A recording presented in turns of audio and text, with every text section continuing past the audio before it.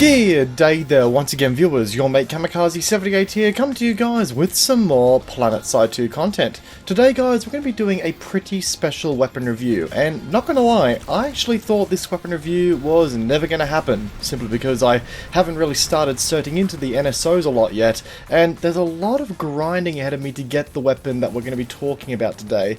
But with all that said, a supporter of the channel, a very generous supporter of the channel, came in absolutely clutch by the name of Chaos1298, and a big thank you has to go out to him because he's actually allowed me to use his account so that we could take the time to review the controversial powerhouse that is the NSX-A Kuwa directive weapon. And as I said guys, this was a weapon review I never thought I'd get around to doing, and I saw Faber1 do his review and I thought, damn, I would really love to get my hand on that gun, but thankfully Chaos came in clutch and said, hey man, if you want to review the gun, use my account. So again, massive shout out goes out to him. He is the reason this video exists. Anyway guys, like all my previous weapon reviews, we are going to be going over the stats of the weapon and discuss some weapon specific strategy as to how you can best use this thing, but being honest, you don't really need a PhD in weapon handling to use this thing at all. And then wrapping up the video, we're going to discuss the best attachment options that you can run on this beast. But I understand that not everyone has the chance to sit through a 10-minute plus long weapon review. So with that said, let's do a quick TLDR of the weapon as it stands. So, the Kuwa. Yeah, what an interesting piece of weaponry this is. To put it simply guys, have you ever wished that the Yumi was just, I don't know, better? Or not a burst fire weapon? Well, meet the Kuwa. This weapon carries a lot of characteristics that come from the Yumi. The initial charge up, the low end recoil, the fast shoulder time, the quick reload. The only main difference here is that the fact that the weapon is a full auto. And oh boy, for that one reason alone, this weapon becomes an absolute machine. I mean, this has to be one of the easiest weapons that I've ever used in this game, period. The recoil means that you can keep your crosshair on target consistently for easy headshots, and with that, the time to kill becomes absolutely brutal, and when that is combined with an amazing reload time that allows for maximum damage with minimal downtime, I mean, the weapon is just a jack of all trades. However, with that said, this comes at the cost of the initial charge up, if you will, which in a 1v1 will leave you on the back end if you guys both hit the trigger at the exact same time. So there is a bit of a need to look at pre-firing, and if not, aiming for the head to make up for that lost time. This is also the only case in the game, excluding some ASP perks, where an AR can be used for the engineer and the heavy assault as well as the combat medic. This is technically called a hybrid rifle to make it work, which makes this an incredibly versatile option for you heavy assaults on the NSO faction out there. The main controversy comes from the fact that this weapon is pretty friggin' powerful and is only available to those who are paying for the membership because they get access to the NSO. But being completely honest, the weapon, while good, is not what I would consider to be absolutely god tier, especially after the couple of nerfs it got. It is great, but not something that I would, say makes the Beetlejuice look like a Nerf gun. And I am going to elaborate a little bit further on that as the review carries on. But if you came here for a more in-depth look at the gun, then let's take a look at some of the stats of the weapon to see how it performs. Starting off with the damage of the weapon, we actually have a very unique damage profile here that sets a maximum of 150 at the 10 meter mark and drops off to a minimum damage of 125 out of the 65 meter mark. Straight off the bat, the 150 damage is something that we have never seen on a full auto weapon before, and it places it just above the 143 damage tier that makes the weapon a 7-shot kill. So what does that actually mean for us here? Well, it doesn't affect the outright time to kill because it doesn't reduce the bullets to kill, but it does give you a little bit more overhead so that if your target is already damaged, it might reduce the bullets to kill just a bit further, which is nice, but it also increases the range in which the bullets to kill is as low as possible.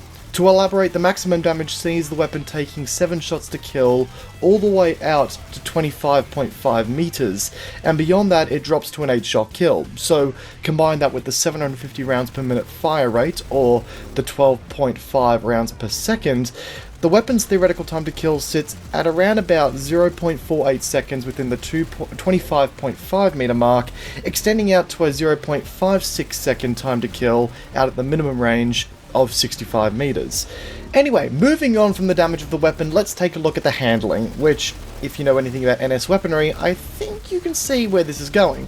As a quick overview of the recoil, the weapon features an almost minuscule vertical kick with a complementary minuscule horizontal shift that will only see the weapon kick in a single direction once before being pushed back in the opposite direction.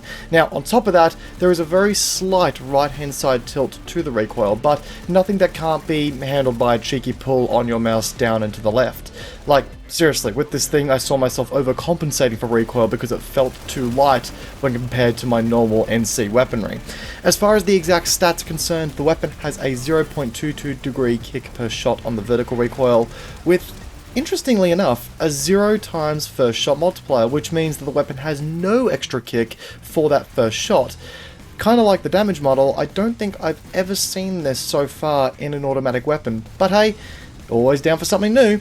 The weapon's horizontal kick is a 0.18 degree locked value with a tolerance of 0.2 degrees, along with a 0.6 degree recoil angle which gives the weapon a constant push to the right hand side. Beyond that, the weapon has a 30 round magazine with a corresponding ammo pool of 210 rounds that can be reloaded in 2 seconds for a short reload and 2.75 seconds if you empty the magazine, so it might be worth, trying to keep at least one bullet in the mag before going for that reload. Wrapping things up, the weapon has a 0.5 times aiming down sights movement multiplier and a 500 meters per second muzzle velocity. Probably the least attractive stats of the batch here with the weapon, but hey, it can't be the prodigy child. So, that's the Kuwa. And let's not beat around the bush here, this thing is incredible and is a hell of a reward for the NSO players for their hard work and grinding out their weapons. The entire time I was using the weapon, it did feel like a treat to use. Like, it was one of the first weapon reviews I think I've ever done in a very long time where I've not genuinely become annoyed with the weapon at any time. Like, you guys have heard me say this in streams before, but I'll find myself trying to use the weapon that I'm reviewing in situations where it just simply doesn't work just for the sake of trying to get footage. With the Kuwa, I didn't really run into a situation where I thought, yeah, shit, I'm in a huge disadvantage here. Like, this thing constantly performed no matter what was thrown at it. And yes, believe it or not, I can be damn well tempted to throw my mouse through a window at times when I do these weapon reviews, but not this time around. The weapon was easy to control and melted targets, especially when I was able to score those cheeky headshots, and there was a fairly big emphasis on said headshots, to be honest. However, this did take some getting used to, as there was the small quote-unquote charge-up period to consider here before the weapon could start firing. Normally, I would be happy to charge around a corner and deal with threats as soon as I saw them, but with the Kuwa, I felt a little bit of a need to anticipate enemies' movements more so than before, and sort of put on my psychic's cap to try and figure out who would be coming around the corner if need be. With that, when you are assaulting with the Kuwa, try to corner around obstacles and buildings at a wider angle to give yourself a little bit more time to react to enemies and not lose out too much time on the charge up. Hell, even keep an eye on the minimap and understand the base layouts that you're fighting in to try and figure out what you're about to deal with when you make that corner, and even start pre-firing it to ensure that you don't get left in the dust accordingly. Another thing to consider here with the weapon is the fact that burst firing is actually really counterproductive, only because each time you let off the trigger, boom, you are slapped with another charge up period, which I think goes without saying that will get in the way of you getting a couple of kills quite a couple of times. It has happened a couple of times where I'll see my cone of fire start to get a bit sloppy, lift my trigger finger off, and only to have the target prance behind some cover because of the slow refire time that I've got to sit through a charge up for. Which means that when you start to engage someone, you need to commit to full auto fire until your target drops, which might seem ludicrous, especially for anything at mid-range, but it's actually very doable, I shit you not. The weapon's fairly controllable recoil means that you can spit rounds out at a solid distance with little trouble if you can control the said recoil and get the kill in the first half of the magazine before the cone of fire gets about as messy as last Friday night. And that reason right there is why I think that this weapon is in a pretty good state right now. Many claim that the weapon is clearly OP, and due to its place on the membership only faction, is a pay to win item. But here's the thing, in order to use this weapon effectively, you need to use it only in full auto, and need to nail the target respectively early in the burst, which means that your crosshair placement and your recoil control needs to be on point. And while yes, this weapon's recoil ain't no NC Goss saw, going fully automatic at any range with any weapon can be challenging, especially against a moving target, and especially when said weapon has a directional pull on it. And in order to do that, you have to be a fairly skilled shooter.